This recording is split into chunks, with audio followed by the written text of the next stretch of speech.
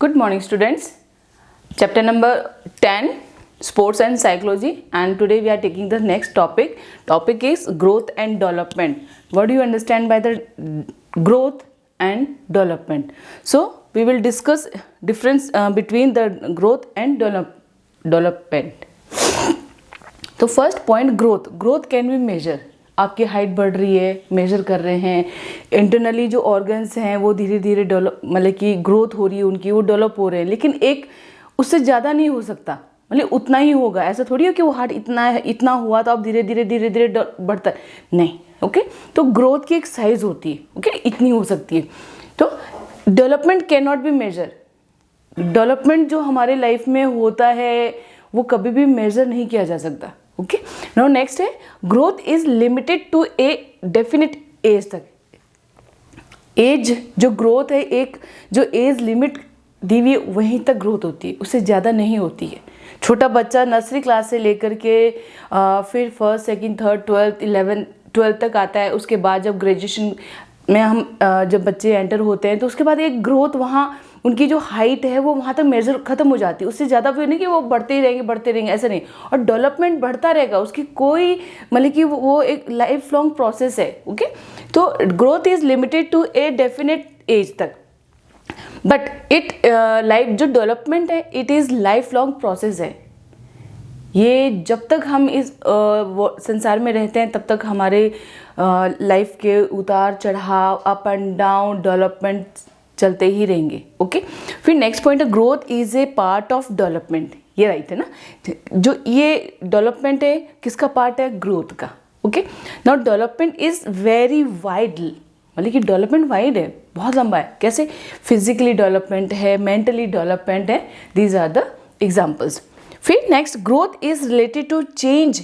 Growth is related to change in height, weight, shape and size of individual person. Okay, development represent changes in all aspect.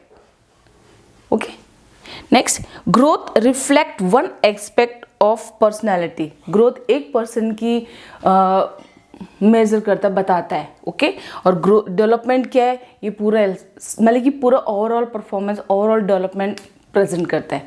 कि लेकिन growth और जो development है, parents को सबसे ज़्यादा मतलब कि उसकी जो बेसिक इंफॉर्मेशन है, बेसिक नॉलेज है, पेरेंट्स को पता होती है और उनको पता होना भी चाहिए. क्यों? क्योंकि जब हमारी फैमिली में जो बच्चे होते हैं उनकी मतलब कि उनके लिए वो इतने वरिड होते हैं कि इसका कैसे ग्रोथ होगा, कैसे हाइट बढ़ेगी, कैसे डेवलपमेंट होगा, किस तरह से मतलब कि बच्चा आगे मेंटली, फिजिकली, मेंटली किस तरह से वो फिट है या नहीं है. तो किस पे पेरेंट्स बहुत वरिड होते हैं इस चीज़ को लेकर के. तो इसीलिए कहते हैं ना कि हमें ग्रोथ से रिलेटेड हमें इंफॉर्मेशन, डेवलपमेंट से रिलेटेड हमें इंफॉर्मेशन पता होनी चाहिए. फिर जो हर बच्चा यानी डिफरेंट बच्चे हैं, सबकी अपनी अपनी क्वालिटी होती है, सबका अपना अपना तरीका होता है ग्रोथ और डेवलपमेंट में. ऐसे नहीं कि जैसे कि मेरा जो ग्रोथ हो रहा है, मेरा जो डेवलपमेंट हो रहा है वही सेम मेरी फैमिली में किसी का होगा या किसी और बच्चे का होगा. ऐसा नहीं है. सबका अपना अपना तरीका है, अपना अपना डिफरेंट वे है कि ग्रोथ और डेवलपमेंट का. सभी के चेंज है सभी में. एक जैसा ग्रोथ और डेवलपमेंट नहीं होता. क्यों? बच्चों में अपने अपने अलग अलग हार्मोन्स होते हैं, अपने अलग अलग, मतलब कि गॉड ने बनाया है, ऐसा है, भगवान ने बनाया है ही ऐसा है कि सबका जो डेवलपमेंट का जो तरीका है, किसी का फास्ट होता है, किसी का स्लो होता है, किसी का मतलब कि अलग अलग पैटर्न हो जाता है ये सब. ओके, तो हम एक जैसे बच्चों को नहीं कह सकते कि इसका सभी का डेवलपमेंट एक जैसा चलेगा. तो ये है हमारा ग्रोथ एंड डेवलपमेंट. ओके, तो this topic is completed. Now we will take next topic. Okay, next point है हमारा different stage of development. Okay, development of characteristics. तो ग्रोथ एंड डेवलपमेंट में प्लेटो ने कहा है a sound mind in a sound body. ऐसा क्यों? अगर हम माइंड से स्वस्थ हैं तो हम आत्मा से भी स्वस्थ होंगे और हमारी जो बॉडी है वो भी स्वस्थ रहेगी. ओके तो ये प्लेटो ने कहा है इस तरह से। तो हम नाउ अब हम आगे we will discuss next point, growth और डेवलपमेंट को उनके करेक्टरिस्टिक्स से हम किस तरह से डिवाइड किया हुआ है, किस तरह से हम उनको एक्सप्लेन करेंगे, किस तरह से हम उनकी इम्पोर्टेंस को, उनके सिम्टम्स को देखेंगे कि किस कैटेगरी में कैसे कैसे उसको डिवाइड किया गया है। ओके तो फर्स्ट हमारा पॉइंट है इन्फेंसी। तो ये इन्फेंसी का जो ड्यूरेशन कौन सा है, जब बच्चा पैदा होता है और उसका सेकेंड ईयर कंप्लीट होता है। ओके तो इसमें कितने सारे पॉइंट्स हैं, जैसे इन्फेंसी एक वो स्टेज होती है जो बर्थ से 2 साल तक के अंत तक की स्टेज होती है। ओके फिर इस स्टेज में जो ब्रेन है बहुत फास्ट मतलब कि काम करता है, उसका बच्चे का बढ़ता है, फास्ट बढ़ता है। ओके और जो उसकी जो मेमोरी होती है एक छोटे बच्चे की, वो उसकी जो पावर है वो बढ़ने लग जाती है, बढ़ती है। ओके तो इसलिए उसकी जो थिंकिंग एबिलिटी है ना वो बढ़ती रहती है, वो सोचता रहता है, पूछता रहता है। ओके इसमें बच्चे का जो नया इसमें बच्चा नया शब्द सीखता है और कन्वर्सेशन करता रहता है ना। छोटे बच्चों में देखा इस स्टेज का जो बच्चा होता है इमोशनली होता है और इमेजिनरी करने लग जाता है, वो सोचता है कि ऐसा भी हो सकता है, ऐसे भी हो सकता है, इस टाइप से। तो इस स्टेज में जो बच्चा है वो चलना, दौड़ना, फिरना, रनिंग, जंपिंग है ना, तो वो सारी चीज़ें इसमें सीखता है। इसी एज ग्रुप के अंदर बच्चा सीखता है। आपकी फैमिली में अगर छोटा बच्चा है तो आप उसकी हर एक्टिविटी नोट करना, फिर आप पता करना कि देखो सच्ची में इस तरह से बच्चा रिएक्ट करता है। ओके बच्चों के जो फिजिकल ऑर्गन्स होते हैं, इंटरनल ऑर्गन्स होते हैं और सेंसरी ऑर्गन्स का यूज़ करने लग जाते हैं। ओके तो ये है हमारी इन्फेंसी कैटेगरी के अंदर इन तरह के बच्चों का इन्वॉल्वमेंट होता है। फिर हमारा सेकंड पॉइंट है चाइल्डहुड। चाइल्डहुड कब से है, 3rd ईयर से, 3 साल से बच्चा लेकर के 12 तक 12 साल के बच्चे की क्या कंडीशन होती है। ओके तो इसमें क्या है कि इसमें बच्चों का अपनी मसल्स पे कंट्रोल होता है। इस एज ग्रुप के जो बच्चे होते हैं इनका अपने मसल्स पे कंट्रोल होता है, इनका विश्वास बहुत मतलब कि ना इनका जो डेवलपमेंट है वो बहुत जल्दी होता है, विकास जो होता है बहुत जल्दी होता है। ओके और बच्चे अपना ज़्यादा से ज़्यादा जो टाइम होता है वो खेलने में स्पेंड करते हैं, उनको बहुत खेलना बहुत अच्छा लगता है। ओके और इस उम्र में, इस एज के अंदर जो बच्चों का न्यूरोमस्कुलर कोऑर्डिनेशन होता है बहुत स्ट्रॉन्ग होने लग जाता है। ओके फिर बच्चों की जो कंसंट्रेशन, जो पावर होती है, वो थिंकिंग पावर जो है, थिंकिंग वो बढ़ जाती है, बढ़ने लग जाती है। फिर मेमोरी जो पावर है, लॉजिकल थिंकिंग और डिसीजन मेकिंग पावर बढ़ जाती है इन बच्चों की। बच्चों का अपनी इमोशंस और बिहेवियर पर कंट्रोल करना सीख जाते हैं, उनको समझ में आता है कि मुझे ये काम नहीं करना है, वो इस तरह से। ओके बच्चों का जो सेल्फ रिस्पेक्ट होता है वो भी डेवलप होता है। फिर बच्चों में सोशल क्वालिटीज़ डेवलप होती है, बच्चों में ज़्यादा मतलब कि वो कहते हैं ना बहुत स्ट्रॉन्ग हो जाते हैं, बच्चों में सोशल क्वालिटीज़ डेवलप होती है और बच्चे ज़्यादा मतलब कि बहादुर वाले जैसे होते हैं ना, इमेजिनेटिव और एडवेंचर्स भी होते हैं और उनका दिमाग उसमें भी ज़्यादा दौड़ता है कि हाँ मैं ये कर लूँ, मैं वो कर लूँ, इस तरह से। ओके फिर नेक्स्ट है हमारा एडोलेसेंस। एडोलेसेंस में 13 ईयर्स टू 19 ईयर्स के स्टूडेंट्स इन्वॉल्व होते हैं और जिनका हम अभी इनकी इम्पोर्टेंस, इनके कैरेक्टरिस्टिक्स बताएंगे किस तरह से। तो इसमें जैसे 5 पॉइंट्स है। पहला है हमारा फिजिकल, सेकंड है मेंटल, थर्ड है इमोशनल, फोर्थ है सोशल एंड 5 है motor characteristics. We will take first point that physical characteristics क्या है, फिजिकली क्या चेंजेस है, फिजिकली क्या सिम्टम्स हैं बच्चों के अंदर और किस तरह से वो रिएक्ट करते हैं। तो पहला पॉइंट है हमारा फिजिकल कैरेक्टर्स क्या है, कैरेक्टरिस्टिक्स क्या है, डेवलपमेंट ऑफ इंटरनल और एक्सटर्नल सेक्सुअल ऑर्गन्स बिगिंस। यानी जिस तरह से बच्चा बड़ा होता है तो उसके जो इंटरनल ऑर्गन्स होते हैं वो बढ़ते हैं धीरे धीरे। फिर उसके अलावा जैसे एक्सटर्नल जो सेक्सुअल ऑर्गन्स होती है उनकी भी मतलब कि वो भी बढ़ने लग जाते हैं।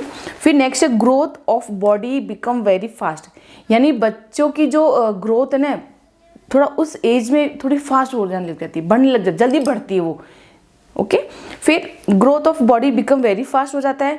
अब चेंजेस इन गर्ल्स में क्या चेंजेस होते हैं, तो गर्ल्स में जो वॉइस है बहुत सॉफ्ट स्वीट हो जाती है, एकदम स्वीट एंड लाइट हो जाती है। बच्चों में गर्ल्स में एक अलग सा फीलिंग होने लग जाती है, एक अलग सी फीलिंग होती है उनके अंदर, थोड़े जितने भी थोड़े थोड़े चेंजेस होते हैं। क्यों? क्योंकि जो इंटरनली हार्मोन्स और ऑर्गन्स जो चेंज होते हैं वो हमारे माइंड पे, सब पे इफेक्ट करते हैं।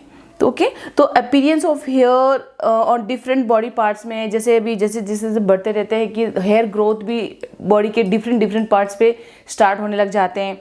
फिर डेवलपमेंट ऑफ रिप्रोडक्टिव सिस्टम्स, जो पार्ट्स हैं वो भी बढ़ने लग जाते हैं।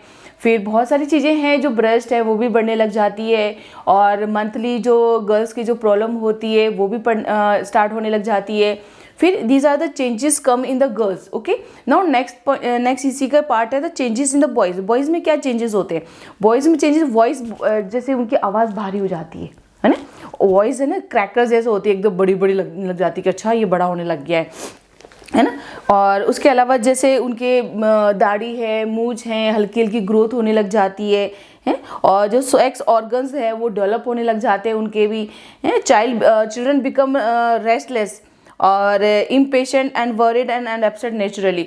मतलब कि जो बच्चे हैं एकदम, उनके लिए कुछ चीज़ें नई होती है तो बहुत ही वरीड होते हैं कि ये क्या हो रहा है। फिर थोड़ा सा मतलब कि थोड़ा सा अजीब सा महसूस होता है कि नहीं, लेजीनेस हो जाता है वो, मतलब कि सोचना नहीं चाहता कि यार ये सब कैसे हो रहा है, क्यों हो रहा है, क्यों, उसके लिए वो सारी चीज़ें नहीं है। बच्चा है वो, उस बच्चे में अगर कोई चीज़ें नहीं आ रही है, नई चीज़ डेवलप हो रही है, बढ़ रही है कोई साइज़ के अंदर, तो उसको लग रहा है कि ये कैसा हो रहा है, तो उसका एक फीलिंग है, वो वरीड करता है, चिंता करता है, टेंशन करता है कि ऐसा भी होता है क्या। तो इस तरह से, और ये नेचुरली अपसेट होने लग जाता है। ओके, तो these are the points in physically characteristics के अंदर। फिर नेक्स्ट है हमारा मेंटली बच्चा किस तरह से डेवलप होता है, मेंटली उसके क्या सिम्टम्स होते हैं, किस तरह से वो रिएक्ट करता है। तो some childrens achieve mental growth in earlier. कुछ बच्चे ऐसे होते हैं जो पहले से मेच्योर हो जाते हैं, कुछ हैं जो बाद में होते हैं। क्यों? क्योंकि सबका अपना अलग अलग तरीका होता है डेवलप होगा। ओके, तो जैसे कुछ बच्चे जल्दी मेंटली मेच्योर हो जाते हैं, कुछ नहीं होते हैं, कुछ उनको टाइम लगता है। कईयों की हाइट बहुत अच्छी हो जाती है लेकिन उनका माइंड बहुत छोटा रहता है बच्चों के जैसे।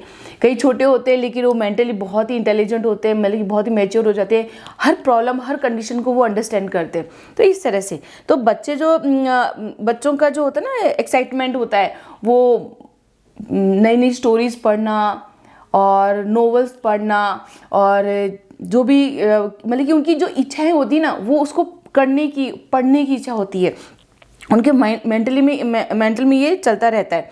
ओके, और इमेजिनेटिव है, सोचने लग जाते हैं, स्टोरीज है, कार्टून में इंटरेस्ट लेने लग जाते हैं। तो इस तरह से माइंड में कुछ चेंजेस होते हैं और जो बच्चे सोचने लगता है।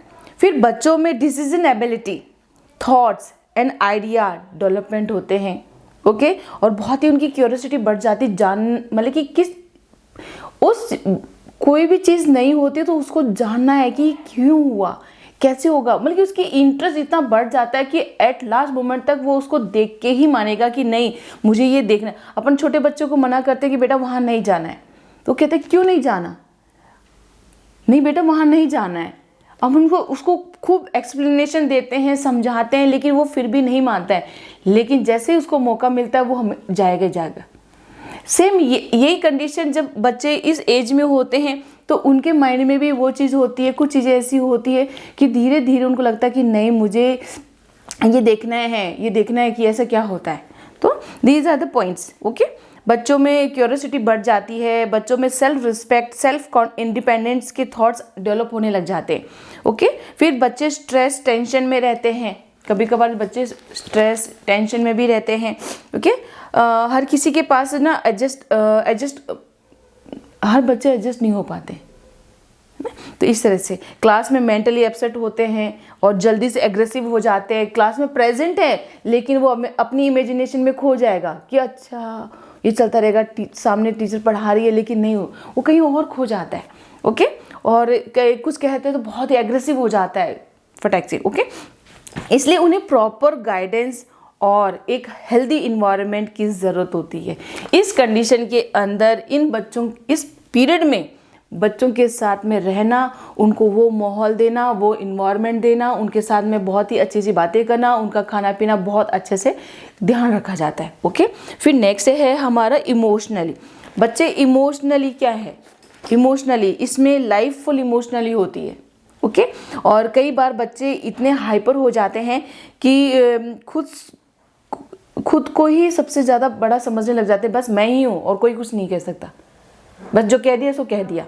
इस तरह से मतलब कि बच्चों का एक वो एटीट्यूड आने लग जाता है। ओके और दिन में सपने लेना, दिन में इमेजिनेशन में खो जाते हैं कि अच्छा ये ऐसे हो सकता है, इस तरह से हो सकता है, मतलब खो जाते हैं बच्चे इस तरह से इमोशनली। बच्चों का अपने गुस्से पर थोड़ा काबू कम होता है, एकदम से गुस्सा करने लग जाएंगे और